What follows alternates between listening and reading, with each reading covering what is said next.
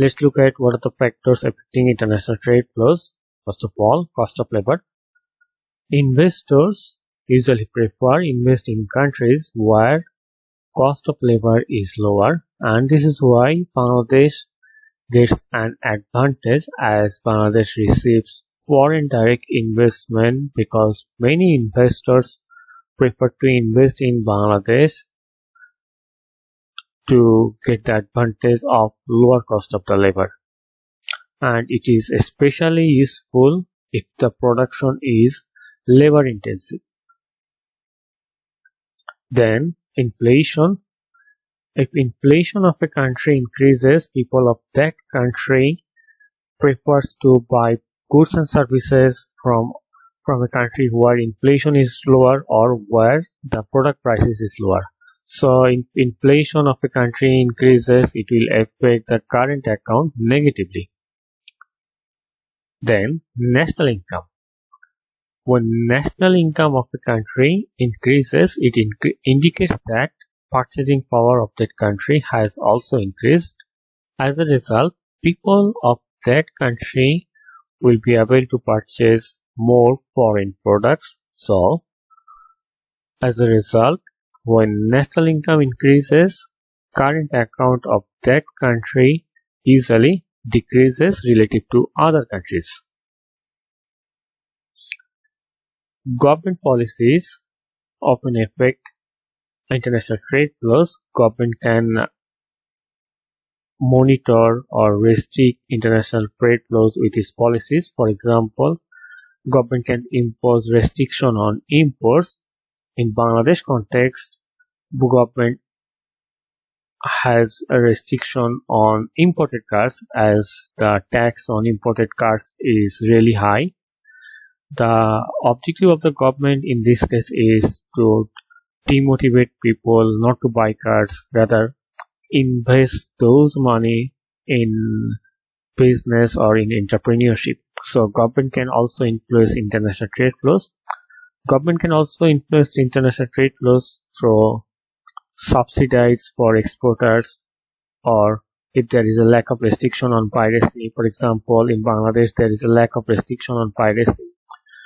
We often buy books from Nilkhet which are pirated, and the CDs and other items are also pirated. So if there is a lack of restriction on piracy, it will also affect international trade flows. Otherwise, if there is more restriction on piracy, we have to buy the original books, which will cost us more, which will also affect our international trade flows, as we have to pay more money to the producer of the books or series. Then environmental restriction. If there is a high environmental restrictions, it also demotivates foreign investors to invest in that country, because environmental restrictions increases the production cost. Let's look at other factors. Government can also affect international trade flows through labor laws, tax breaks, and country securities laws. We will discuss about this government policy in detail. Now, exchange rate. Current account decreases if currency appreciates relative to other countries. So, if Bangladeshi currency value, that means if the taka appreciates relative to rupee, which is the Indian currency, our current account will decrease against rupee, against India. Now let's look at the impact of government policies. We have already discussed about the impact of government policies. So first of all, restriction on imports. I have already said you that Bangladesh government has restriction on imported goods like car. So this restriction also helps us to keep our current account sound against other countries. So taxes, so as tariffs or quotas limit can affect international trade flows. So these sort of restrictions are imposed by the government. Then subsidies for exporters. Government of many countries provide subsidies to the exporters to promote exports. For example, in our country, government provides many subsidies to the ready-made garments manufacturers or to the manufacturers of leather goods. So these manufacturers, that means the exporters of ready-made garments and exporters of leather goods, receive subsidies. As a result, they get competitive advantage over foreign manufacturers who also produce ready-made garments or leather goods. Then piracy. We have already discussed that piracy can affect international trade flows, as a lack of restriction on piracy will affect international trade flows of the country positively. For example, in our country, there is a lack of restriction on pirated books, CDs. Though these are illegal to some extent, or these are completely illegal by law, the lack of restriction on piracy in our country affects our foreign flows of funds positively. Then environmental restriction.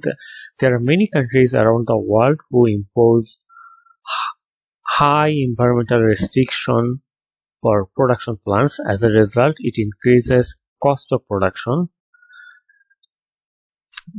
If there is a high environmental restriction on production, it will demotivate investors to invest in that countries, because ultimately investors or manufacturers try to produce product at a lower cost to get the competitive advantage. Now let's look at the labor laws.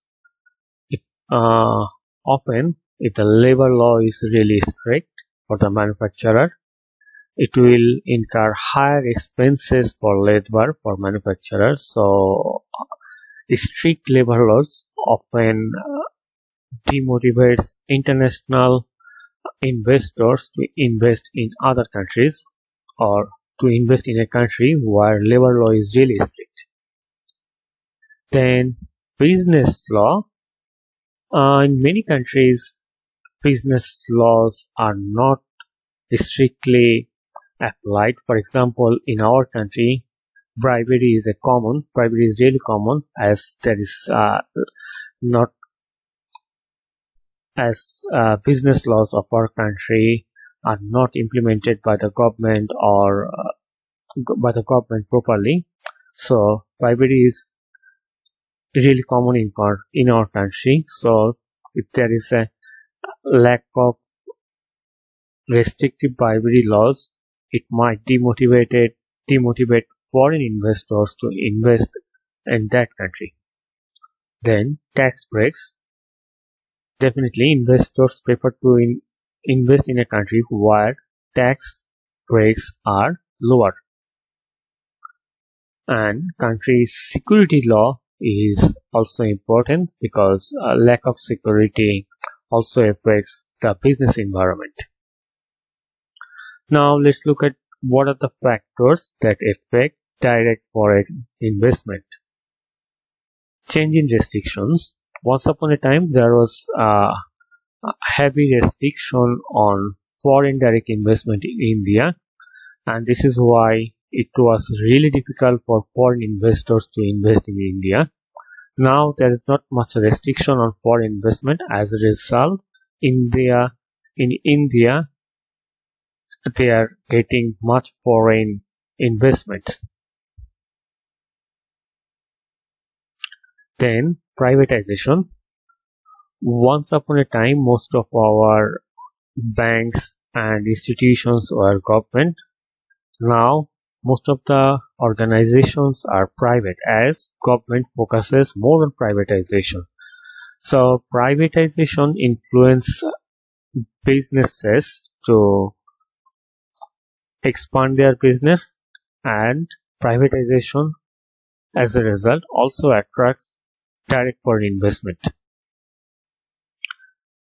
Then potential economic growth. If it is expected that economy will grow in near future, it will attract more foreign direct investment, because when economy grows, it also increases purchasing power of the people, and it also creates a conducive business environment. So if it is expected that economy will grow of a country in near future, that country will receive more foreign direct investment.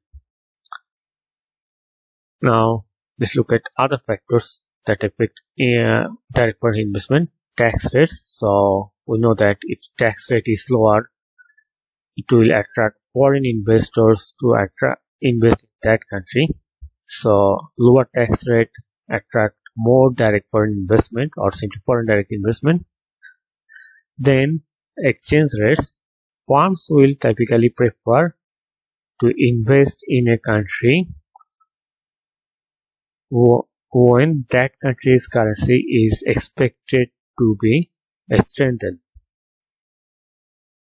Now let's look at what are the factors that affect international portfolio investment. International portfolio investment means investment in foreign long-term securities like share, bond.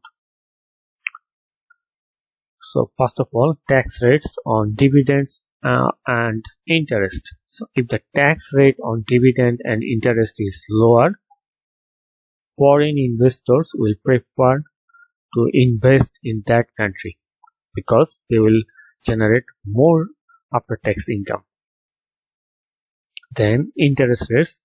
If interest rate of a country is higher, it will attract more investors, more foreign investors to invest in that country to get the higher interest rate on their debt investment.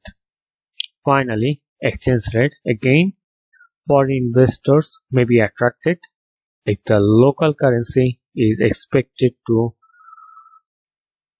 appreciate in future or in near future.